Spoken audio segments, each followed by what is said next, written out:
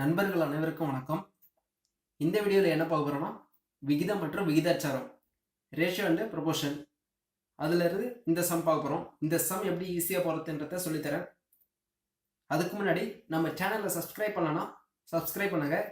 நான் போகிற வீடியோ உங்களுக்கு உடனுக்குடன் நோட்டிஃபை ஆகணாக்கா பக்கத்தில் இருக்கிற பெல் பட்டனை மறக்காமல் ப்ரெஸ் பண்ணிக்கோங்க. கேள்வி என்னன்னு பார்த்தீங்கன்னாக்கா, ஒரு பையில் 50 பைசா, 25 பைசா, 10 பைசா நாணயங்கள் முறையே 5:9:4 என்ற விகிதத்தில் உள்ளது. இதன் மொத்த மதிப்பு ரூபாய் 309 எனில் ஒவ்வொரு நாணயங்கள் எண்ணிக்கை எவ்வளவு? ஒரு பேக்கில் 50 பைசா, 25 பைசா, 10 பைசா நாணயங்கள் முறையே இருக்குன்னு சொல்கிறாங்க.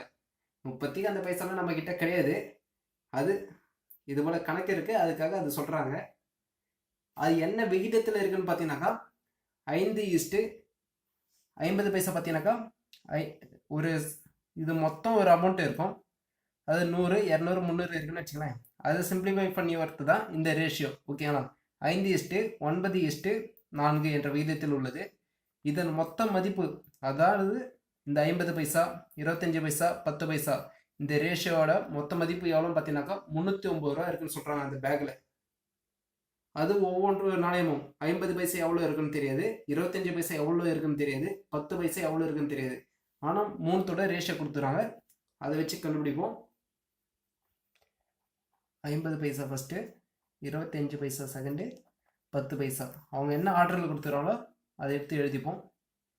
அதுக்கப்புறம் அவங்க என்ன ரேஷியோ கொடுத்துறாங்க, 5:9:4. ரேஷியோனாக்கா ஒரு சம் அமௌண்ட் இது கூட டிவைட் பண்ணியிருப்பாங்க. இப்போ அதை மல்டிப்ளை பண்ணாக்கா அது கிடைச்சிடும்.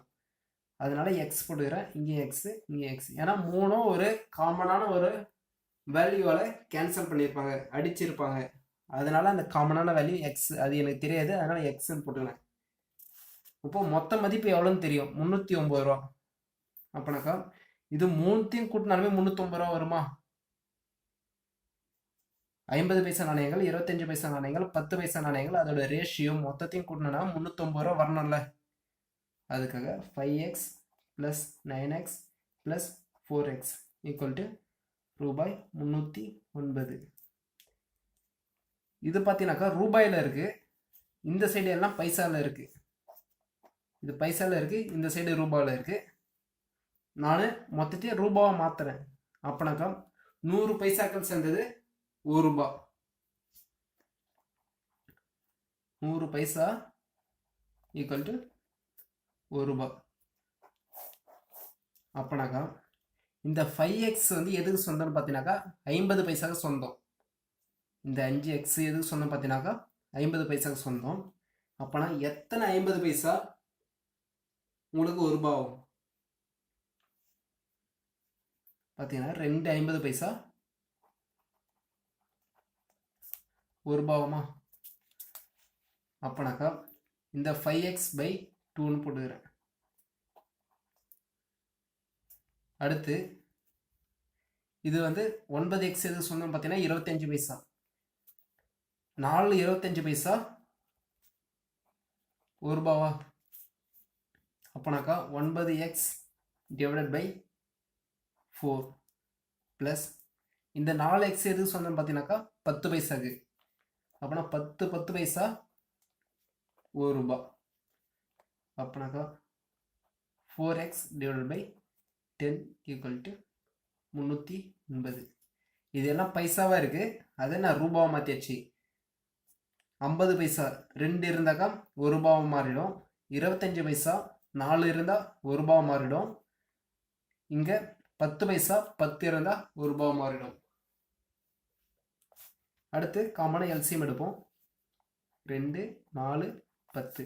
ஏன்னாக்கா இங்கே வேறு இருக்குது, இங்கே வேறு இருக்குது, இங்கே வேறு. மேலே பார்த்தீங்கன்னாக்கா எக்ஸ் தான் எல்லாமே. இங்கே எக்ஸு, இங்கே எக்ஸு. ஆனால் கூட்டணுனாக்கா கீழே காமனாக எல்லாமே இருக்கணும். ஆனால் 2 போட்டுங்க. எல்சிஎம்ன்றது லாஸ்ட்டாக 1 வர வரைக்கும் வகுக்கணும். அப்படின்னாக்கா 20. 2, 4, 4, 5, 20. எல்சிஎம் 20 ஆச்சா? இது மொத்தமாக 20 கீழே போட்டோம்னாக்கா இங்கே எத்தனை 2 20ன்னு பார்த்தீங்கன்னாக்கா 10 2 20.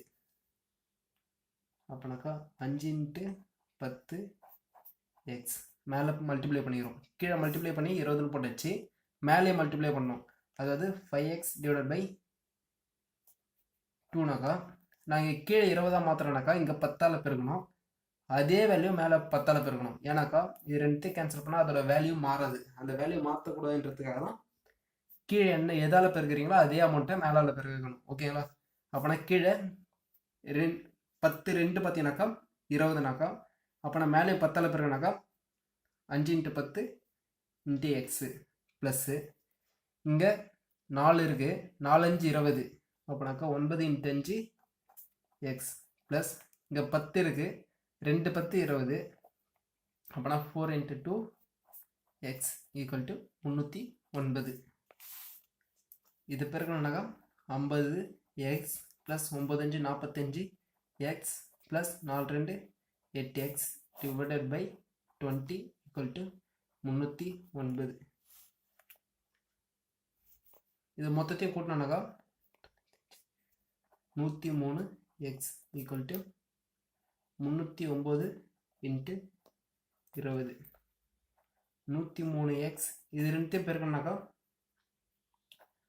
6180. 0 போட்டுரும், 18 8 1 6180. அப்போனா நமக்கு எக்ஸ் மட்டும் தான் தேவை. அதனால் எக்ஸ் = 6180 டிவைடட் பை 103. இதை கேன்சல் பண்ணோன்னாக்கா 6 முறை வரும். 103 × 6 பார்த்தீங்கன்னாக்கா 6 3 18 1 6 6 618 வருதா? அப்போனாக்கா 6 இங்கே ஒரு 0 இருக்குது, இங்கே 0 60. எக்ஸ் = 60. இந்த எக்ஸுன்றது இங்கே நான் போட்டோம்ல, இந்த எக்ஸ் வேல்யூ தான். இப்போ இது கூட மல்டிப்ளை பண்ணனாக்கா எத்தனை 50 பைசா, எத்தனை 25 பைசா, எத்தனை 40 பைசா இருக்குன்றது தெரியும். அப்போனாக்கா 50 பைசா 5 எக்ஸும், 25 பைசா 9 எக்ஸும், 10 பைசா 4 எக்ஸு இங்கே இருக்குது. 5 9 4. 50 பைசா பார்த்தீங்கன்னாக்கா 5 எக்ஸா? அப்போனாக்கா 5 × 60 0 6 5 30. அப்போனா 50 பைசா பார்த்தீங்கன்னாக்கா 300 காயின்ஸ் இருக்கும். அடுத்து 25 பைசா இங்கே 9 எக்ஸா? அதாவது இங்கே இருந்து 9 எக்ஸா? 9 எக்ஸ் 9 போட்டுட்டோம். எக்ஸ் பார்த்தீங்கன்னாக்கா 60. இது ரெண்டுத்தையும் மல்டிப்ளை பண்ணனா 540 காயின்ஸு. 25 பைசா பார்த்தீங்கன்னாக்கா 540 காயின்ஸ் வரும். அடுத்து 10 பைசா பார்த்தீங்கன்னாக்கா